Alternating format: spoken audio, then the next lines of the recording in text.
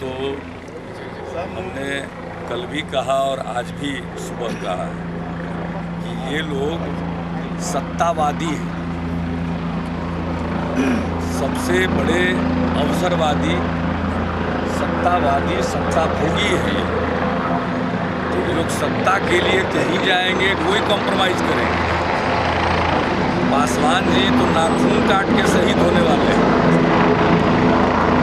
गुजरात के 6 महीना के बाद डिपार्टमेंट बदलने के कारण हो गए, उसको घोषित किया कि विद्रोह किया। उसी टाइम पे वहाँ जाएंगे, बिहार की जनता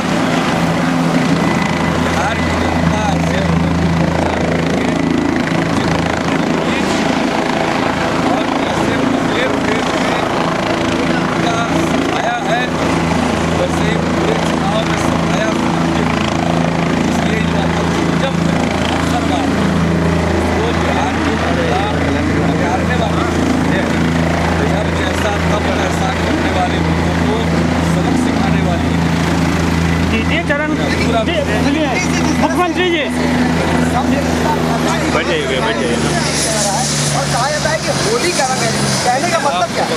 तो बता दीजिए, सब सत्तावादी हैं, नीतीश जी सत्ता के लिए कहीं चले जाएंगे, सब दरवाजा खोले हुए हैं। नीतीश जी द्वितीय चरण का चुनाव प्रचार, लोगों की बात पर कोई गंभीरतापूर्वक ध्यान नहीं दे रहा। लोगों को मालूम है क्योंकि कलई खुली है, पैर के नीचे से जमीन की है। द्वितीय चरण का बिहार के लोग अब इतना बदनामी करने को तैयार नहीं है। इस तरह के सपूजी और अवसरवादी राजनीति करने वाले लोगों को नकारने का पूर्ण रूप से जनता निश्चय कर, दृढ़ निश्चय कर, इसकी कोई गुंजाइश नहीं। इसलिए शाम में गाली देंगे, सुबह मिलेंगे, शाम में फिर कुछ और बोलेंगे। मतलब जब जैसा तब तैसा। हालत इनकी खराब है, इस परेशान में। बड़े भाई को कोई सलाह नहीं देंगे? बड़ा भाई सलाह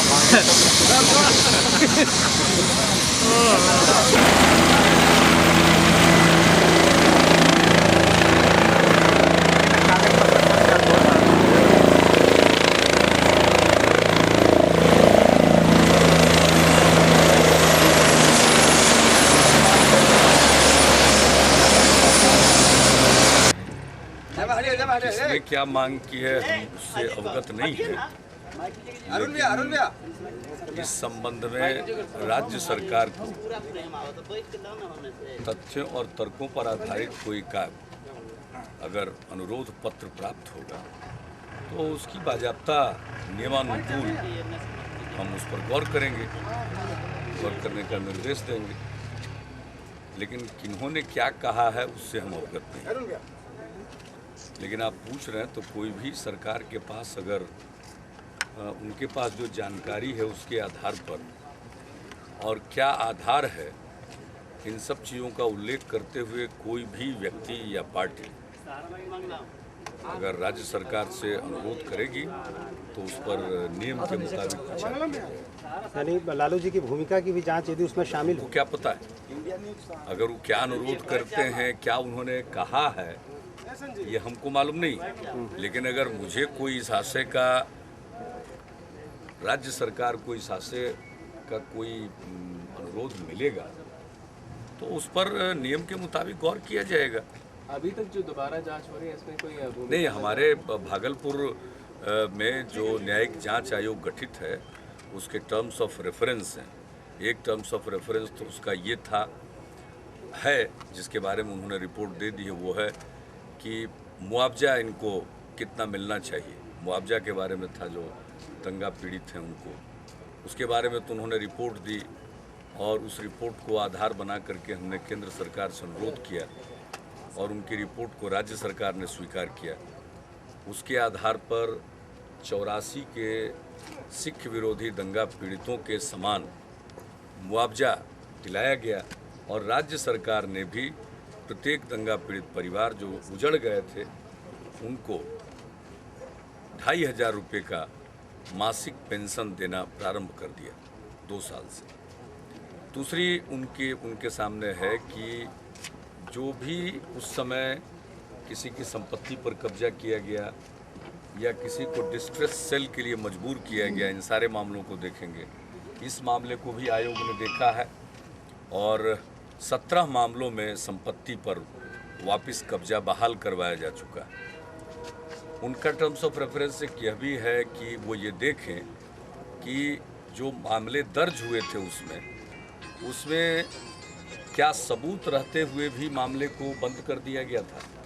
ऐसे अगर कोई मामले होंगे तो उसके बारे में आयोग जानकारी देगा और अनुशंसा करेगा ताकि उसको दोबारा खुलवाया जा सके। यहाँ यह बता देना प्रासंगिक होगा कि कमीशन को गठित करने के पूर्व ही राज्य सरकार ने सीआईडी के द्वारा जब ये जांच कराई तो पाया गया कि 29 ऐसे मामले थे जिसमें सबूत था लेकिन मामले को बंद कर दिया गया था।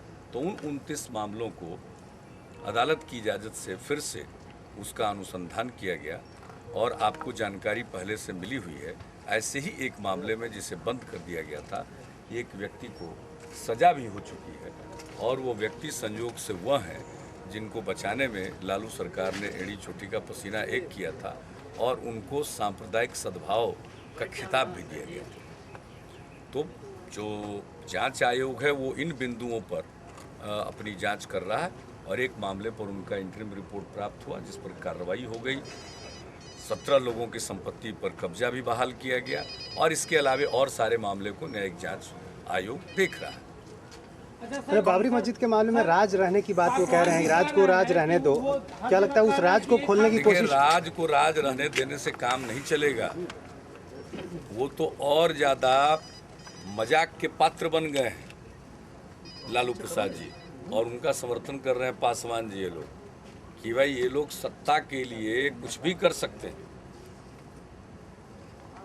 उनके पास अगर कोई जानकारी है तो उसको उजागर करना चाहिए और उनको ये जवाब देना चाहिए कि जो कांग्रेस पार्टी जिम्मेवार है तो उस कांग्रेस पार्टी के साथ पिछले 12 वर्षों के साथ इनका इतना प्रगाढ़ संबंध कैसे हुआ। उस कांग्रेस पार्टी की बदौलत ही 1997 से ये बचे हुए, सत्ता में भी रहे, राज्य में भी बचे और जब राज्य से जनता ने इनको बाहर कर दिया सत्ता से तो फिर केंद्र में उनके साथ मिलकर सत्ता में हैं और केंद्र में रहते हुए कांग्रेस ने इनको तरह तरह की मदद की है। इसलिए कांग्रेस को भी बताना पड़ेगा कि 12 साल से इनको बचाने का जो अपराध किया है वो क्यों किया है और कैसे कैसे मामलों में इनको बचाया और कैसे ऐसे व्यक्ति की रक्षा की, रक्षा कवच बन गए।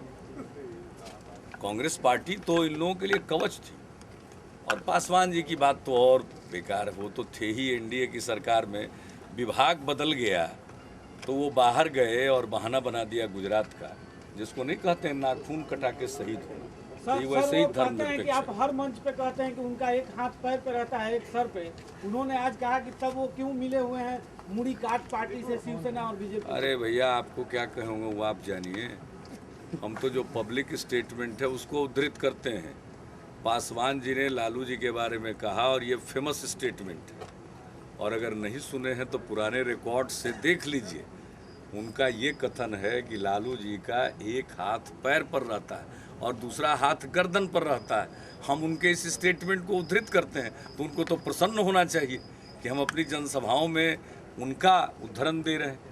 अच्छा, मंत्रिमंडल से बर्खास्तगी की मांग आप भी कर रहे हैं क्या लालू जी और पासवान जो बयान नहीं, कांग्रेस पार्टी ये लड़ रही है अगर सचमुच तो हमने पहले ही कहा उनको तो ड्रॉप करना चाहिए था, तब तो पता चलता कि वाकई ये इनके खिलाफ है। तो बचाए भी जा रहे हैं, साथ रखे हुए भी हैं, एक दरवाज़ा भी खोले हुए हैं। ये सब पूरा बिहार की जनता को कंफ्यूज करने के लिए इन लोगों का चल रहा है। लेकिन इस पूरे क्रम में जो बातें सामने आई है वो गंभीर प्रकृति की है।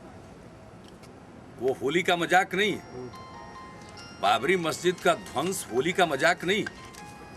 अगर श्री रामविलास पासवान को जो इतनी दुर्भाग्यपूर्ण घटना इतिहास की घटी है वो उनको अगर होली का मजाक लगता है तो आप समझ लीजिए कि किस प्रकार के धर्मनिरपेक्ष है। वो तो सत्ता भोगी है, ये लोग सत्ता के लिए सब तरह के कंप्रोमाइज करेंगे। इसलिए अब तो जिसको कहा जाता है cat is out of bag, अब तो सारा भेद बाहर आ गया अब इसके बाद दोनों को तो एक्ट करना था, इनको पूरी बात बताना है और उनको ये रास्ता दिखाना है कांग्रेस पार्टी को, और कांग्रेस पार्टी को भी ये सफाई देनी होगी, बताना पड़ेगा कि कैसे ऐसे आदमी को बचाते रहे 12 साल से, आज से नहीं 1997 से, और फिर 2000 में अलग चुनाव लड़के बिहार की जनता के बीच कहा किसी कीमत पर लालू प्रसाद जी से हाथ नहीं मिलाएंगे, और 2000 चुनाव के बाद जब त्रिशंकु विधानसभा आई तो वो उनके साथ मिल गए। तो हमने तो इसके लिए विश्वासघात रैली भी की थी पूरे बिहार में। कांग्रेस ने बिहार के लोगों के साथ विश्वासघात किया था और सब मिनिस्टर बन गए थे कि स्पीकर बने थे। तो ये तो ऐतिहासिक वाकया है, लेकिन ये मजाक नहीं है। ये लोग राजनीति को मजाक का विषय बना दिए, इसलिए जनता की नज़र में जो राजनीति करने वालों की छवि खराब होती है, इसी प्रकार की कार्रवाइयों से होती है। जो बात है उसको गंभीरतापूर्वक बोलिए। आवाज़ बोल रहे हैं, अब देख नहीं रहे हैं, मंच उंच पर जो व्यवहार है, फूल नोच रहे हैं, तो ये फेंक रहे हैं, तो वो फेंक रहे हैं। ये आदमी यानी लालू जी कह रहे हैं कि और निराश होता है तो यही करता है। जिस तरह की गाली हम लोगों को दी गई, हमारे प्रदेश अध्यक्ष को दी गई, कोई आदमी तो फ्रस्ट्रेशन में ही ये सब बात करेगा ना, not only desperation, clear sign of frustration. Lalu ji ने कहा है कि हम कांग्रेस से कृपा से नहीं है, हिम्मत है तो कांग्रेस निकाल ये उनके और कांग्रेस के बीच की बात है ना, हम लोग तो दोनों को जानते हैं। लेकिन लगता है लालू जी गा रहे हैं राज को राज रहने दो, दोनों एक ही थैली के चट्टे बट्टे हैं। राज को राज, छद्म धर्मनिरपेक्षता में इनका विश्वास है।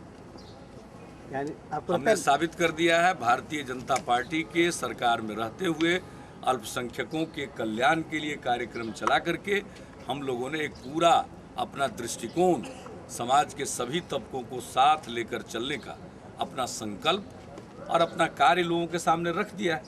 ये लोग तो तनाव की राजनीति करते रहते हैं ना, इनको भड़का दो, उनको भड़का दो, हम लोग तो सबको साथ लेकर चल रहे हैं, दिखा रहे हैं।